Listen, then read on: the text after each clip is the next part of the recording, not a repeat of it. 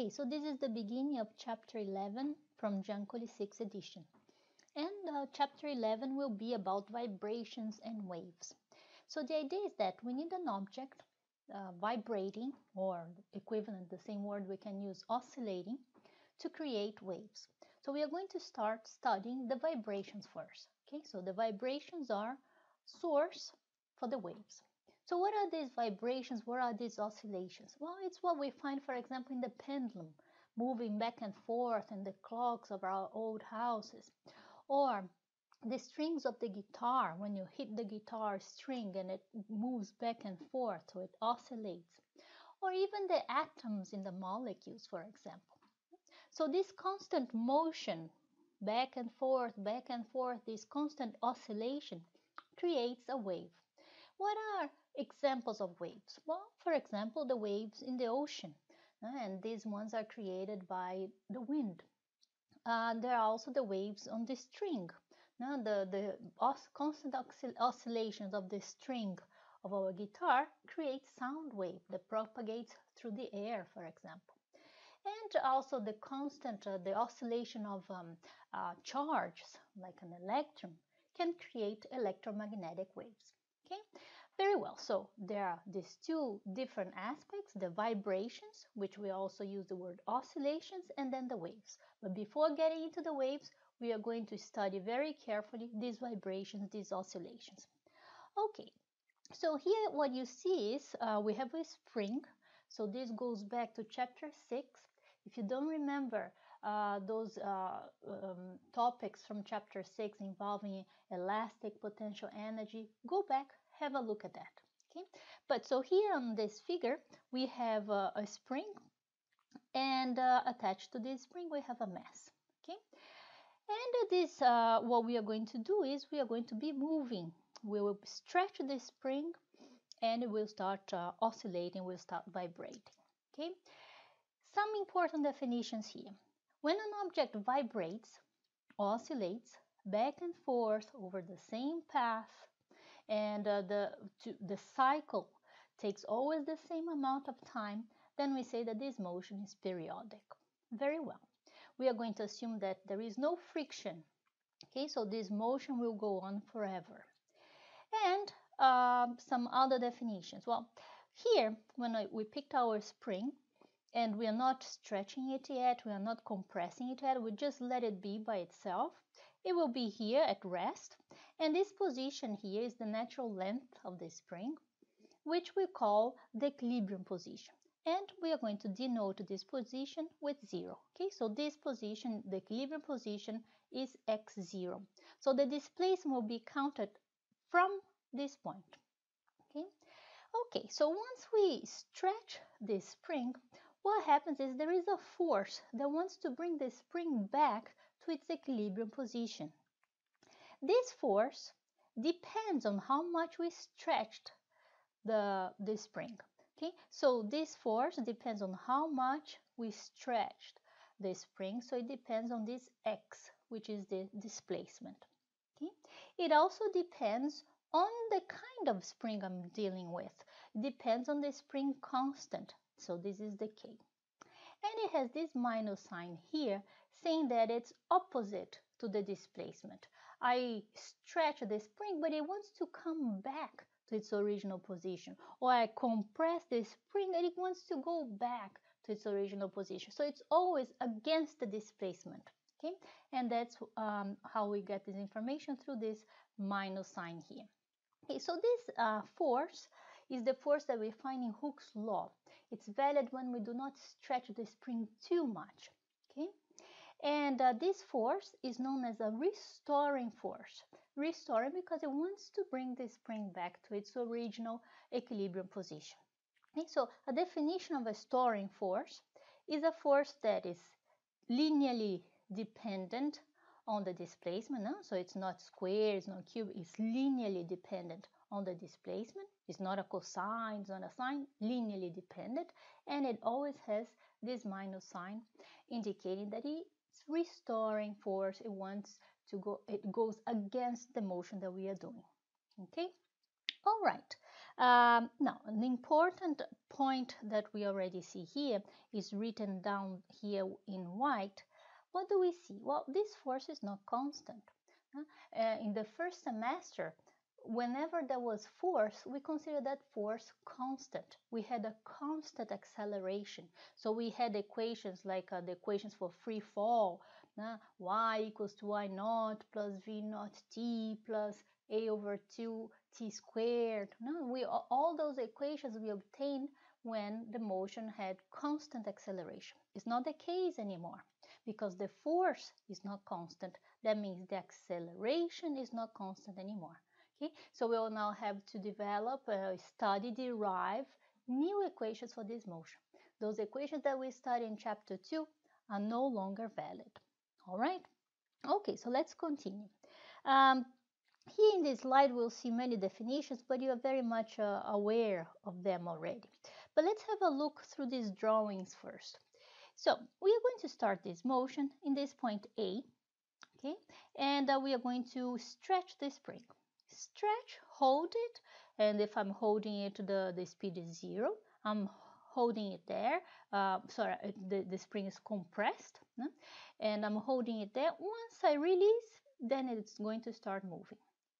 It's going to start moving, it's going to pass through this equilibrium position, will stretch and come back to this equilibrium position and finally reach its initial compressed position. And then we'll restart this motion, and this motion will keep going forever because, as we said, there is no friction. Okay, let's see some definitions, some words, some jargon that will be used here. First, when this vibrating system has a restoring force which is directly proportional to the negative of the displacement, we say that this system, this oscillator, is a simple harmonic oscillator. Okay, so we'll be studying simple harmonic oscillators, which are oscillators exhibiting simple harmonic motion. There are many systems, real systems in nature, whose motion is very well approximated by a simple harmonic motion. Examples, well, even the pendulum is an example, the spring moving back and forth, but again, the vibrations inside a molecule can be described with, at least approximately, with simple harmonic oscillators. Okay? All right, so names, the important definitions. The displacement we know is how much we distance ourselves from that equilibrium position. What is the amplitude? The maximum displacement. And so in this figure A, when we compressed this spring and then let it go, this initial position here is the amplitude.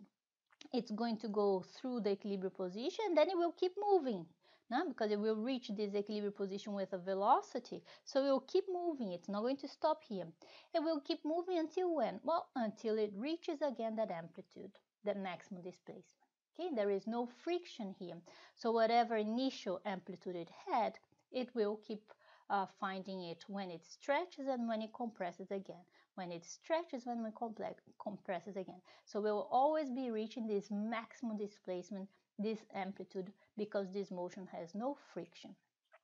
Okay, other important definitions. What is a cycle? Well, a cycle is this motion back and forth until we complete the whole motion, until we come back to the initial position. So in this example of the drawing here, what is the cycle? We started this position minus A, went through 0, maximum displacement again, 0, and back to minus A.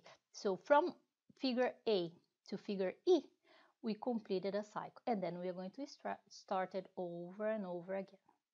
And what is the period? The time that it took to complete this whole cycle.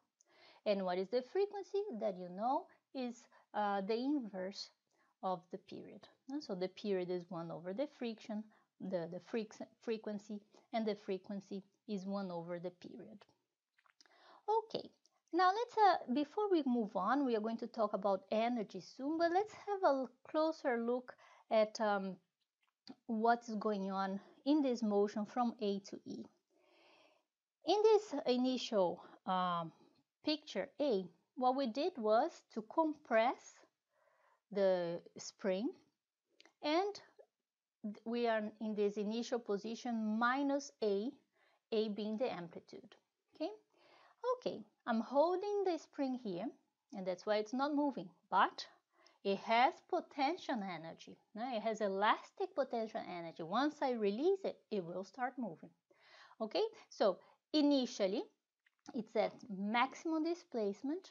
It has this amplitude A, and it has a lot of potential energy.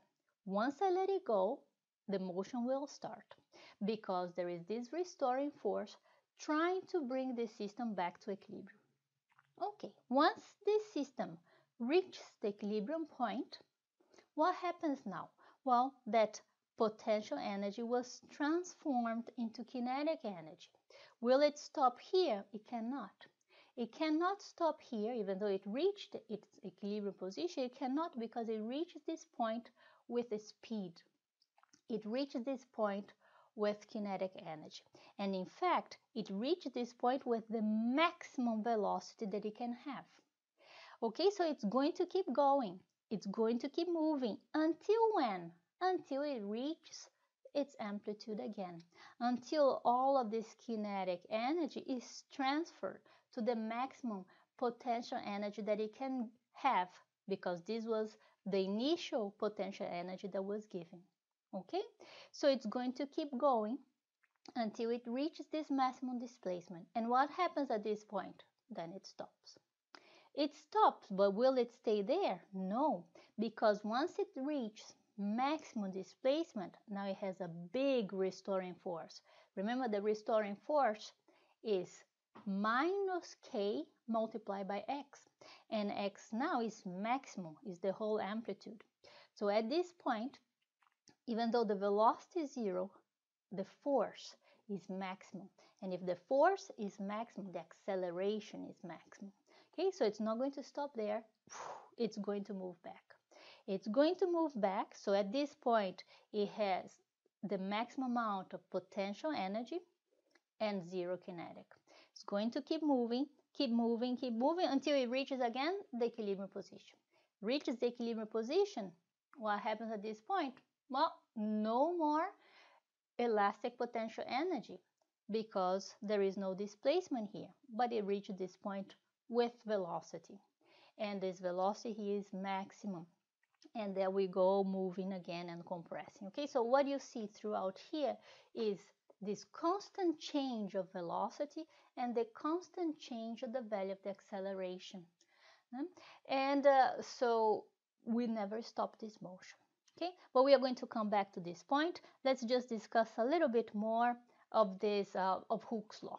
Okay, of this force of the let's discuss a little bit more the restoring force. So what we have here now is again the spring, but now it's not horizontally, it's hung from the ceiling.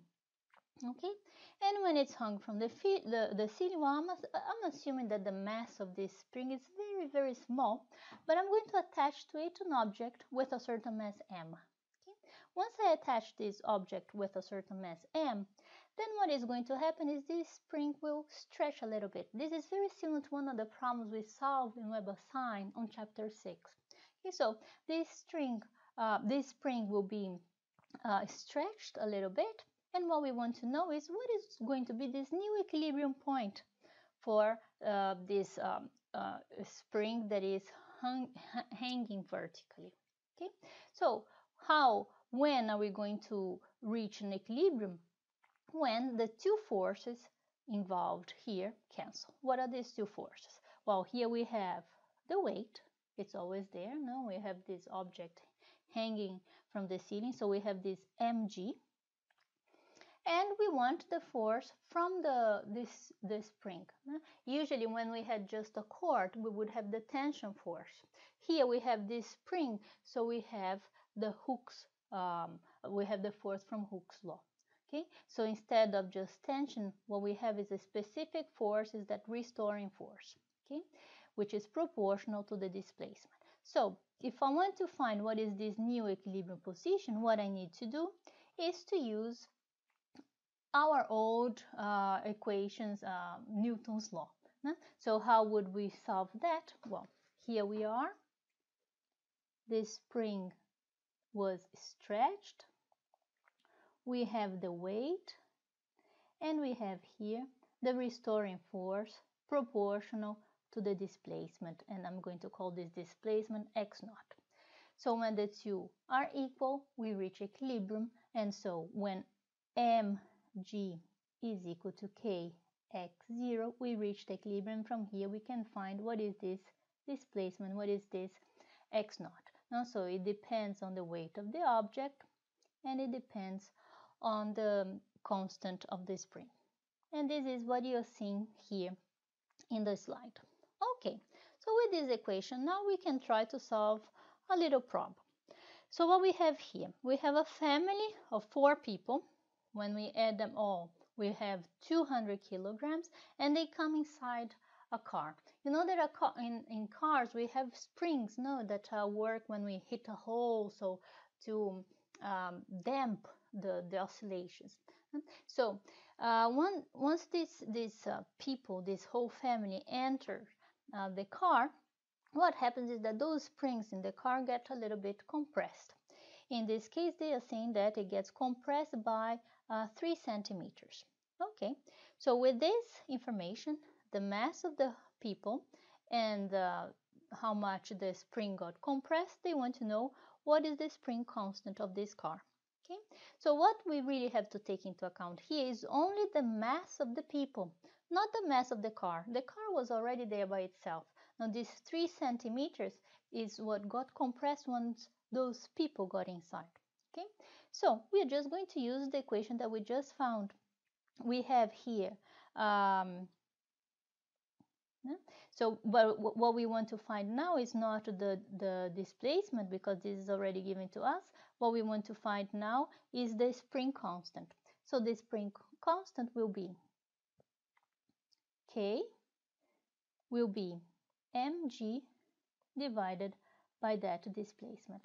So K will be m is 200, g is 9.8, and x is in centimeters, so 0.03 centimeters, and we are going to find this K. And you see here, this K is 6.4 10 to 4th newtons per meters, right? Okay, so this unit makes sense, correct? Because force is minus kx. Force in the international system is in Newton. X in the international system is meter. So the constant, the spring constant, will be in newtons per meters. All right, once we have the value of this constant, then we can move on and solve the part B of the problem. How far will the car lower if instead of 200 kilograms we put 300? Well, then we go back to our equation. So now we have this new mass, 300, g 9.8, and the k that we already obtained, so we find what this new displacement is. All right, very well. Let's go to the next question. The next question is a qualitative question. And what they are saying is, which of the following equations, A, B, C, and D, represent a simple harmonic oscillator? So remember, a simple harmonic oscillator is the one that has a restoring force proportional to the displacement, restoring, always trying to bring it back, so always against the displacement. All right, so I go to part A. Well, it's not linear in X, no, it's quadratic, so for sure A is not right. I go to B. Well, what I have? Well, the displacement is here, linear. I have a minus sign, very good. B is correct. I go to C. Well, good, it's linear in this variable C, but there is no minus sign, so C is not valid. I go to D. Well, here I have a variable, linear. I have the minus sign, so this one works. Okay, so the answer for this problem is, well, the only equations that represent simple harmonic oscillators are B and D. All right, so let's now move on and talk about energy, as we already started discussing before. All right, so we are going to start with our motion in picture A. What we have there, maximum compressing. Maximum here in the sense that is the amount, the maximum displacement that I gave to this object. Of course, someone stronger could give a bigger, could compress even more. Someone weaker could compress it less. But this is the amount of displacement that I gave to this motion. So this amount will determine the motion now forever, because once I let it go, the spring will keep going back and forth. Okay, so I started my motion putting this mass at this position here. Now, so once I put it at this position and I'll let it go, this position becomes the amplitude, this position becomes the maximum displacement. Okay, so I chose what I wanted to give as a maximum displacement. So I chose this amplitude. Very well. Once I put my mass here and I'm holding it, and I'm not going to do any motion anymore. The only thing that I'm allowed to do now is to let it go. So I'm holding it, so it has no velocity, but it has a lot of potential energy, a lot of elastic potential energy. Okay? And because of that, once I release, it will start the motion. Important things for us to remember. What are the equations for elastic potential energy and kinetic energy? So it's important for us to remember them because we are going to be using it a lot in this chapter. So what are the equations? We have for elastic potential energy, I'm calling it PE, for elastic potential energy. If you want, you can just call it P. Is 1/2 of the spring constant and x squared. If you don't remember this, go back to chapter 6. But how did we derive this equation? We derived this equation using work, and what is the force that we use for work? Hooke's law, Hooke's force. Okay, so this is the equation for the elastic potential energy. Again, go back to chapter 6 if you don't remember that.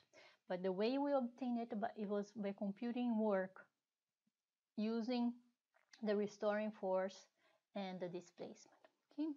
Okay. The other important equation here is the one for kinetic energy, which we are going to call K, or KE if you want.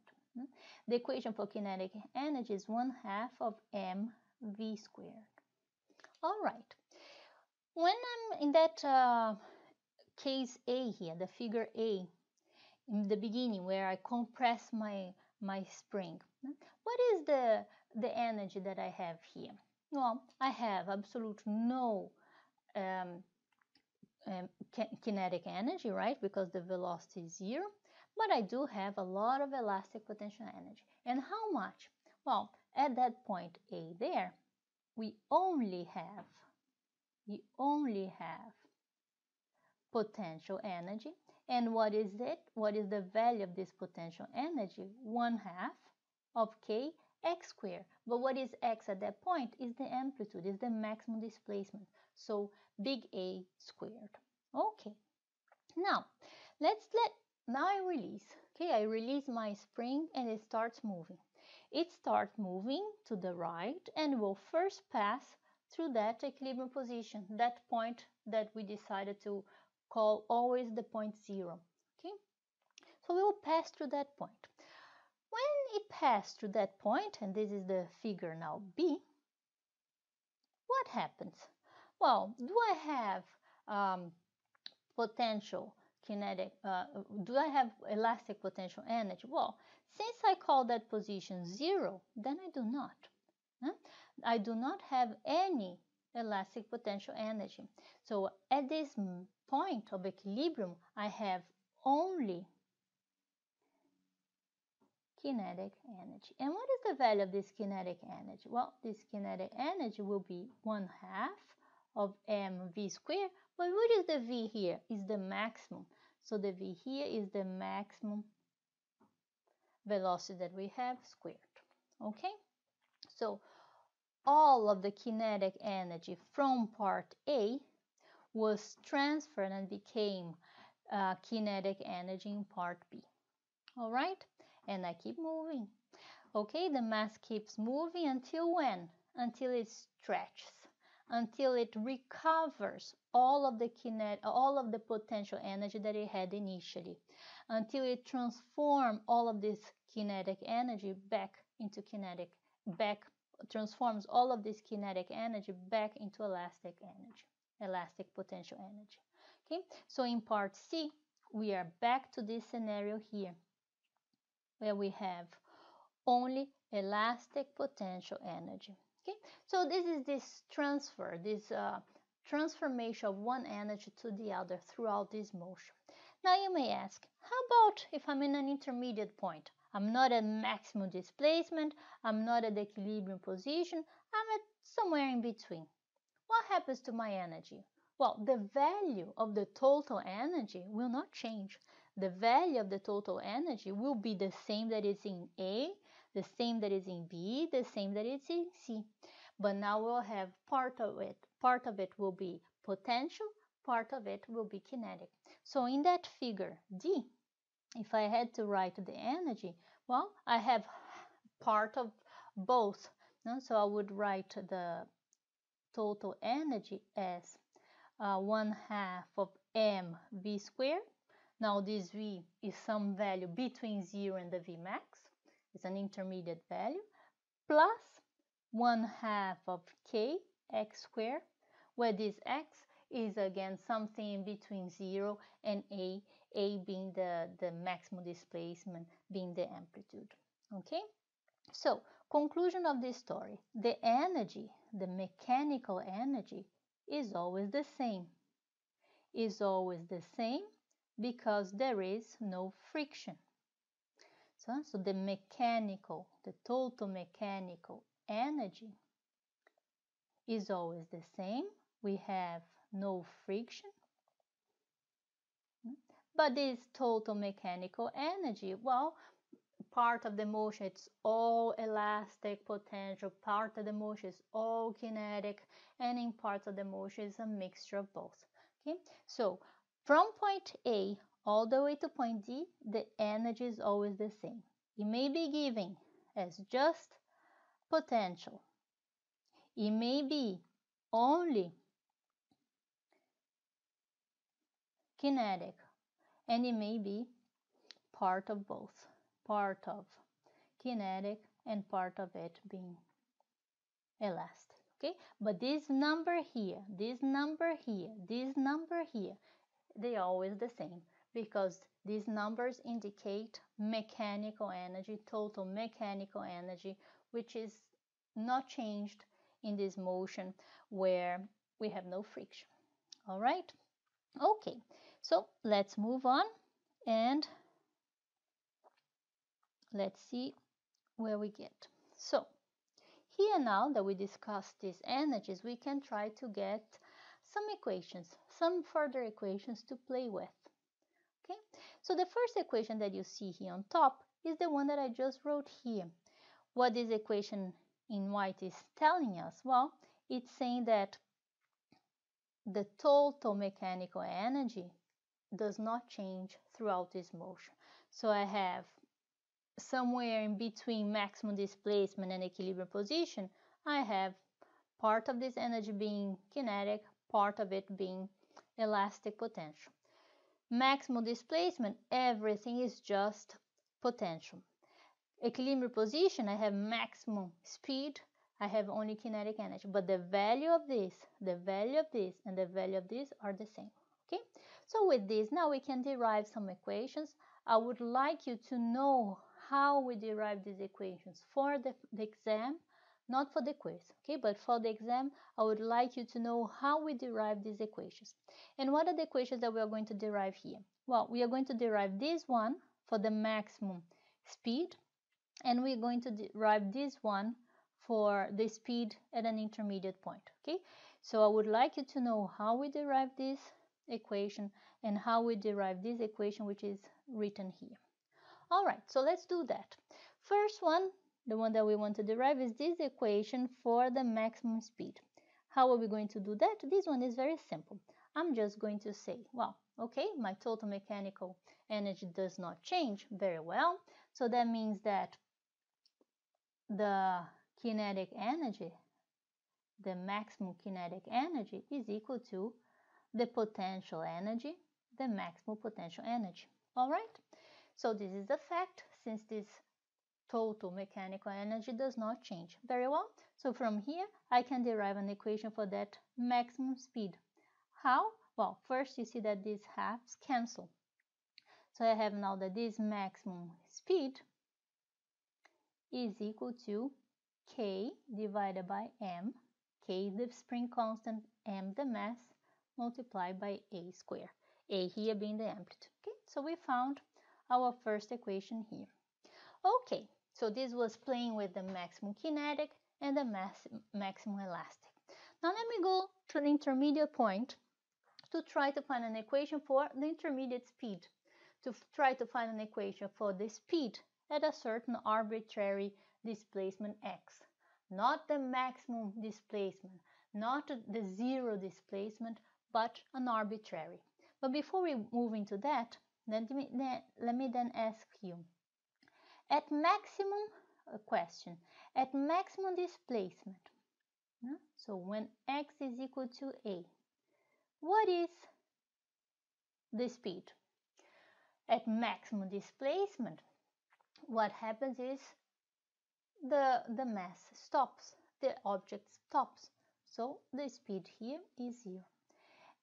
When we have no displacement at the equilibrium point, as the object is moving back and forth and passes through that equilibrium point, what is the speed? Well, the speed is just the maximum, is the maximum value. Okay, all right. And we found an equation for this maximum value here. It depends on the amplitude. Now we want to find an equation for this speed, but at an intermediate point. Not the maximum, not the zero, but an intermediate point. All right, so what we are going to do is I'm going to write the equation for energy at this intermediate point.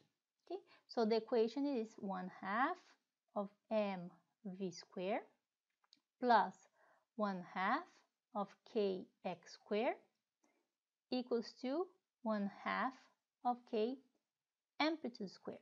Okay, I want to find an equation for that speed. All right, so I'm going to isolate that speed. First of all, I'm going to cancel all of these halves because they appear everywhere. Okay, so here I have mv squared, and everything that is not v I'm going to put on the right side.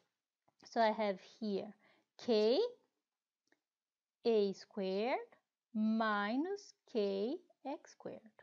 Okay, so k is appearing here, k is appearing there. So I'm going to simplify this. I'm going to write like this: mv squared is equal to k a squared minus x squared. Okay, both terms are multiplied by k, so I can do that. And I'm going to continue with this. Now what I'm going to do is I'm going to get rid of this mass. So I'm going to pass the mass to the right side. I have k divided by m, a squared minus x squared. Very well. So things are now looking very good.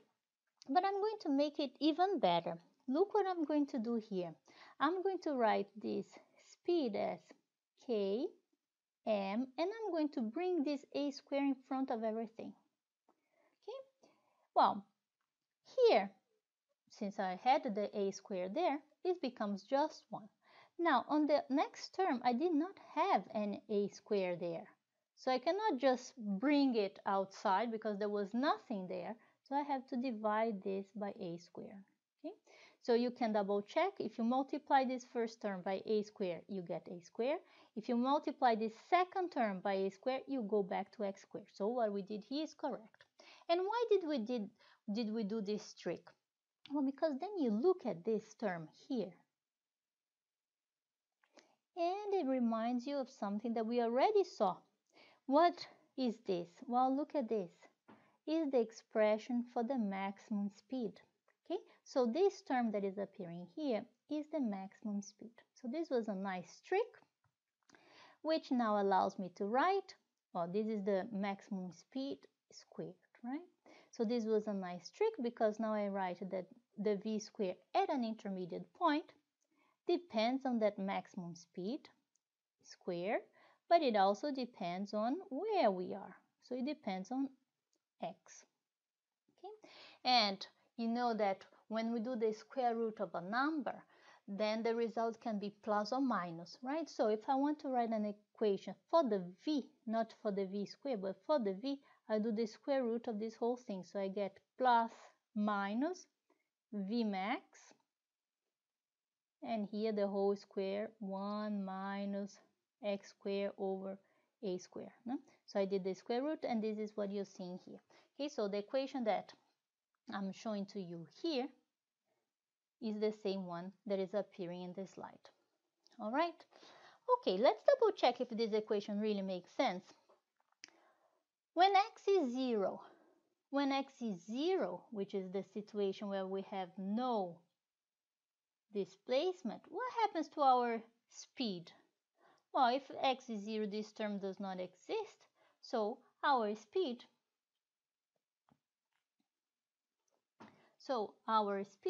is going to be, well, our velocity is going to be plus or minus that maximum speed. Okay? And how about when we are at maximum displacement, when x is the whole amplitude? If I put the whole amplitude here, have amplitude divided by amplitude, I get number 1. 1 minus 1 is 0. Okay, so that means I recover that the speed is 0.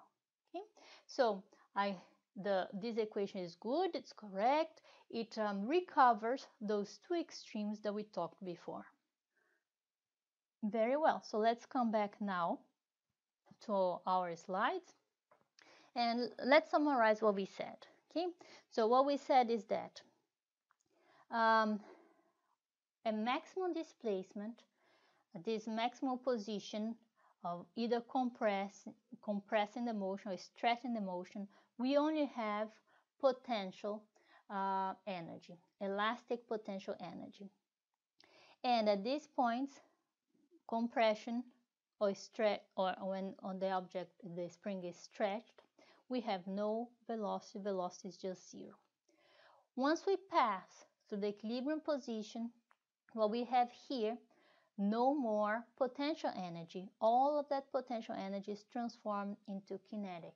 We have now maximum velocity, maximum kinetic energy. Anywhere in between, I have part of my energy is kinetic and part of my energy is potential.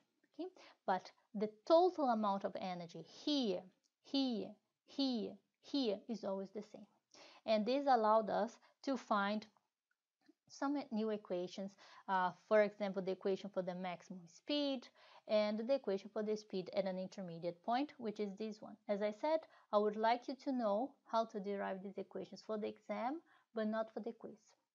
So let's try now to solve a problem, okay? This problem 11.4. And this problem is going to be very important. You will see why.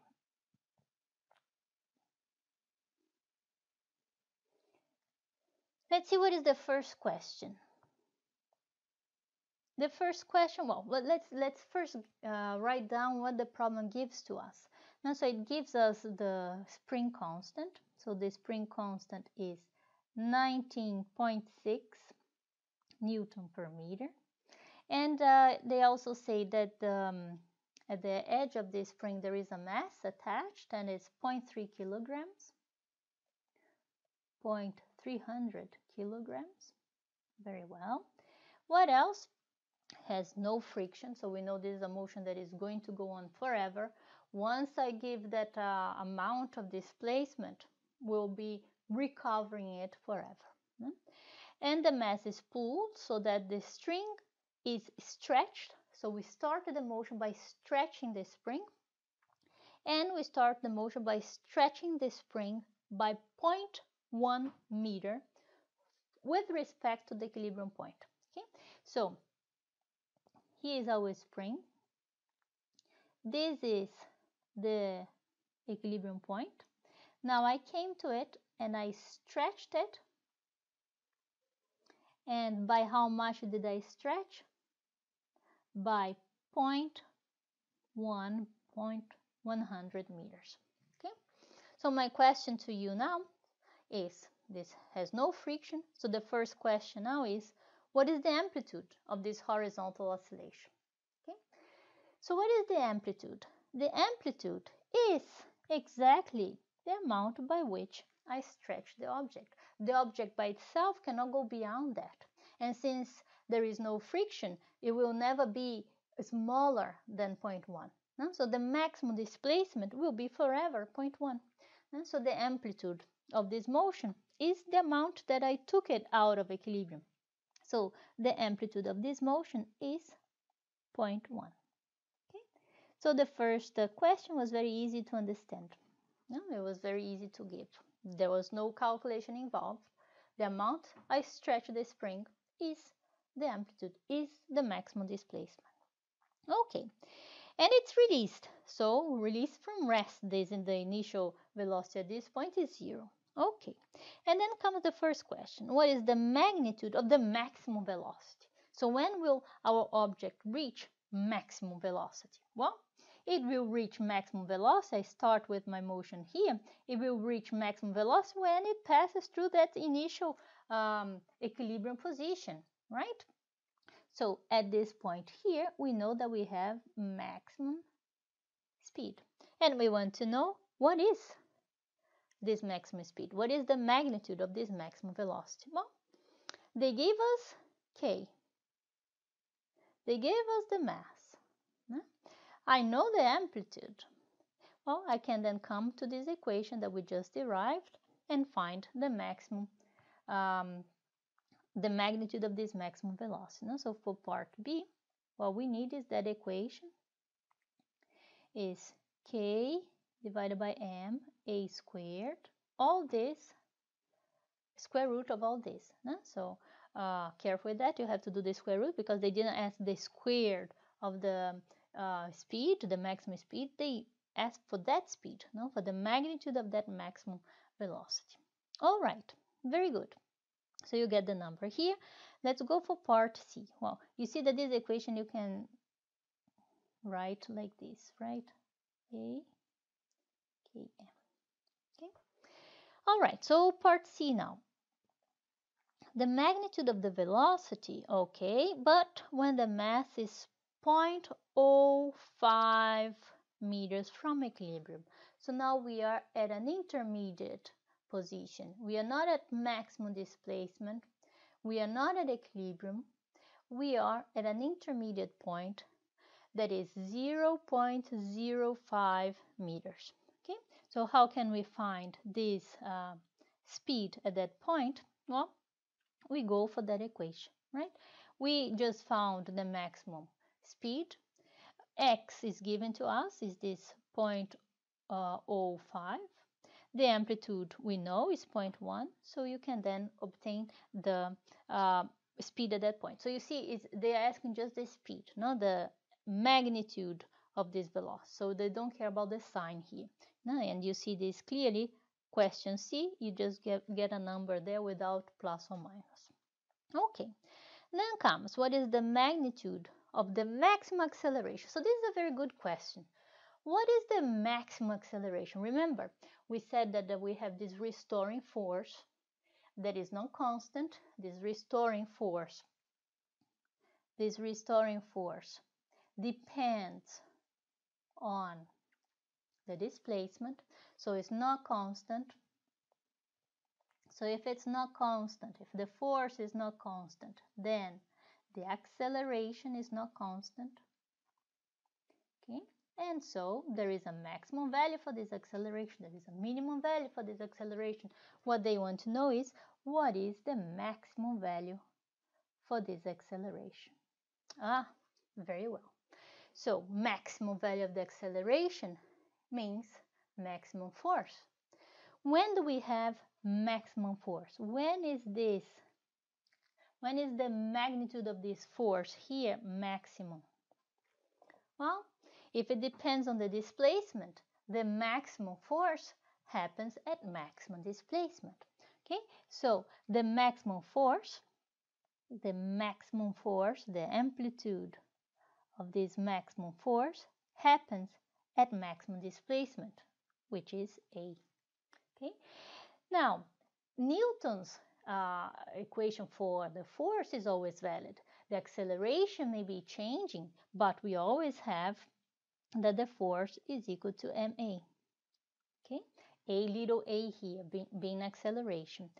But this acceleration is changing. Sometimes it's small, sometimes it's large. What we want to know is what is the maximum. The maximum value of the acceleration happens here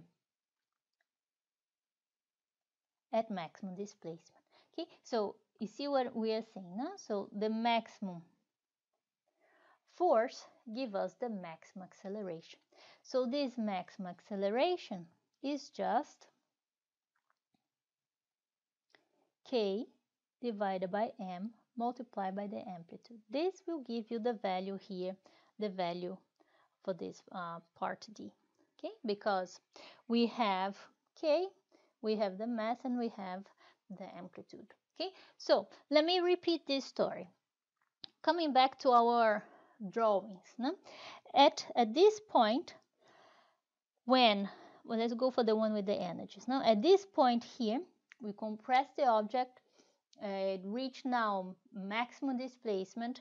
It has maximum potential energy. Maximum displacement means it has maximum force. Maximum force trying to bring it to the equilibrium position. No? Maximum force means maximum acceleration. Okay, initial velocity is 0. Once we pass through the equilibrium point, now here we have maximum speed. Now all the potential energy was transferred and became kinetic energy. So I have maximum speed, I have maximum kinetic energy, and no potential at all. Okay? Since I have speed, I keep moving. I keep going until I reach maximum displacement. Maximum displacement means maximum force, maximum potential energy. Okay? And so we have this back and forth between maximum potential and maximum kinetic, maximum force and minimum force, maximum velocity and minimum velocity. All right? Okay, so this was the question D. Then comes the next question. What is the total energy? The total energy is that value of the mechanical energy. You can compute the total energy with any of these equations here. This one, or this one, or this one. They all give us the same number because the energy is not lost. No? The energy is conserved. This mechanical energy is conserved. So you can use any of these three. Of course, try to use the easiest one. No? One of the easiest ones is this. So I would use this one to find the total energy. Well, I would use 1/2 of k a squared. I have all this. Well, if you prefer, I say, oh, no, I don't want to work with the amplitude. Okay, so if you prefer, you can also use 1/2 of m v max squared. So that's also an easy one.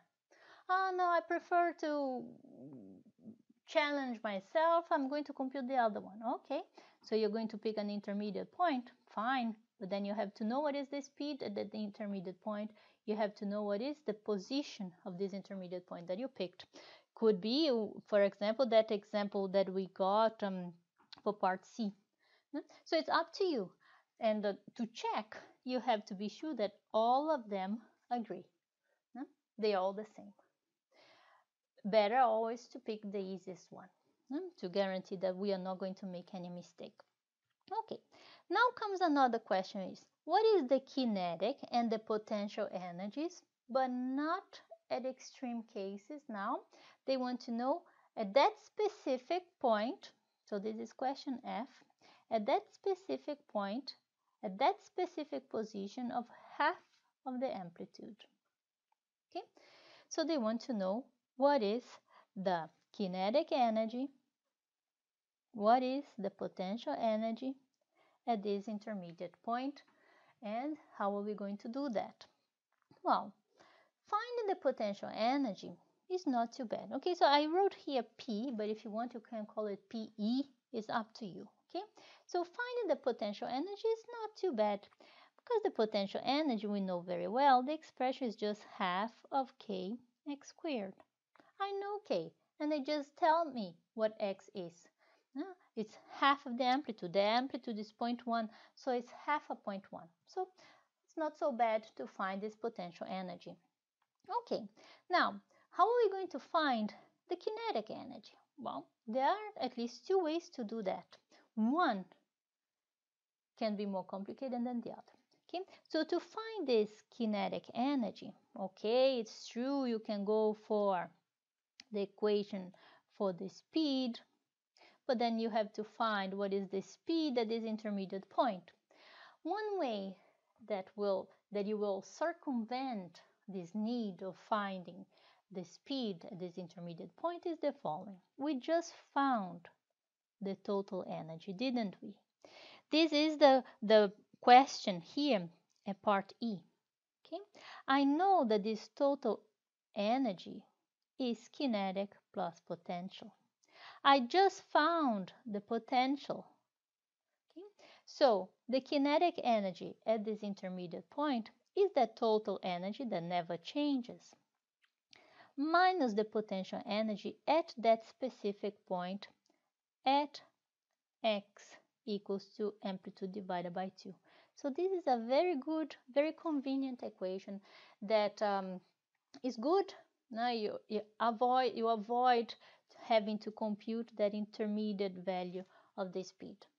Okay? All right. So this is the first part of this lecture.